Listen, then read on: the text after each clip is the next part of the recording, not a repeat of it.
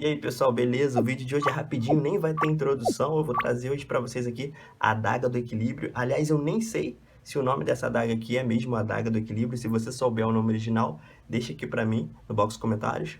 Eu já estava querendo trazer essa adaga aqui para vocês, mas eu não consegui encontrar imagem de referência na internet. Quem conseguiu para mim foi uma inscrita, Bianca Luiza. Um beijão para você, obrigada. Ela me mandou por direct lá no Instagram.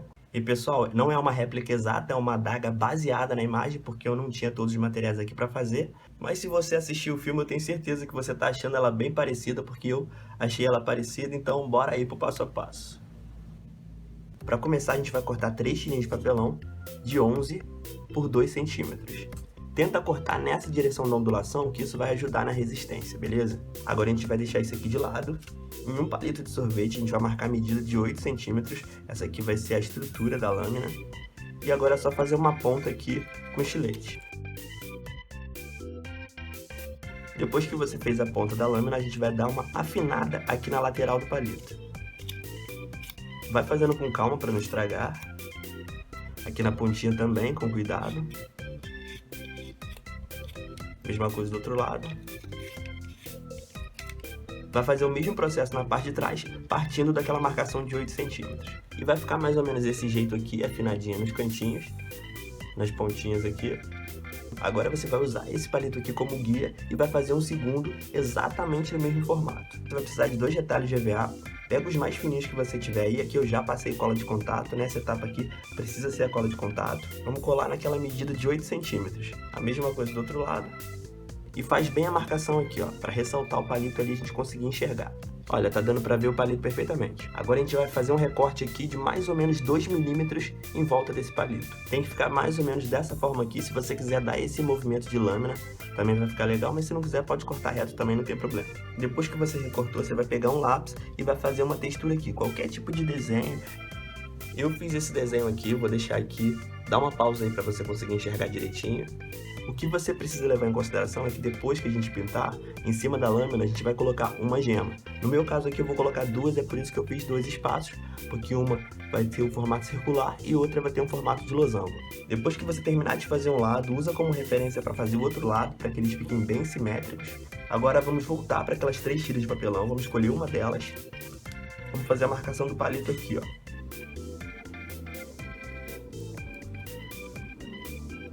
E agora é só vazar isso aqui com o estilete ou com a tesoura. Agora com a cola quente.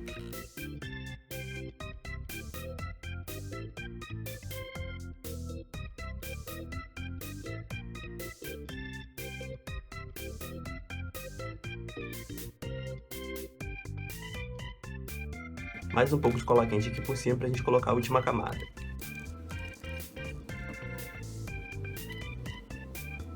Agora você vai precisar fazer o acabamento no encaixe da lâmina com o cabo.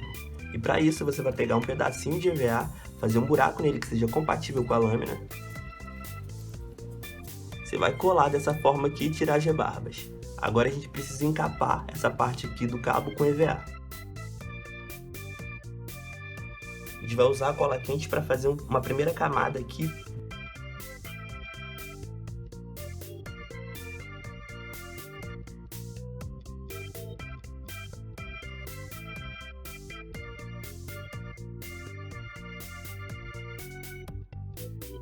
Depois que essa primeira camada de cola secou, a gente vai colar aqui por cima as joias.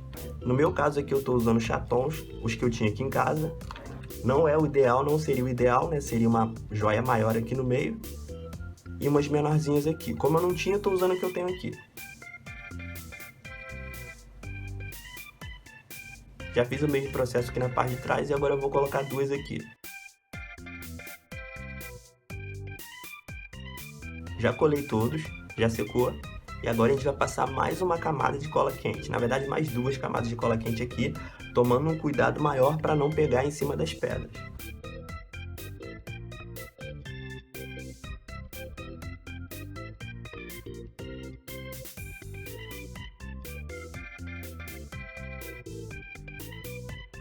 Depois, no final, tenta dar uma circundada em todas as pedras.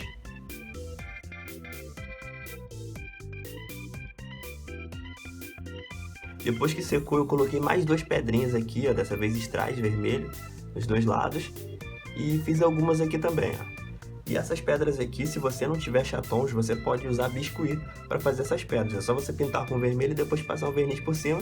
Ou então você pode até fazer com cola quente também. Você faz separado. Dá uma olhadinha no vídeo do Pet Feijão de Once Upon a Time, que lá eu ensino como fazer os feijões com cola quente. E é o mesmo processo para fazer gemas. Pessoal, agora a gente vai pintar tudo com cinza escuro, tomando cuidado para não pegar em cima das gemas.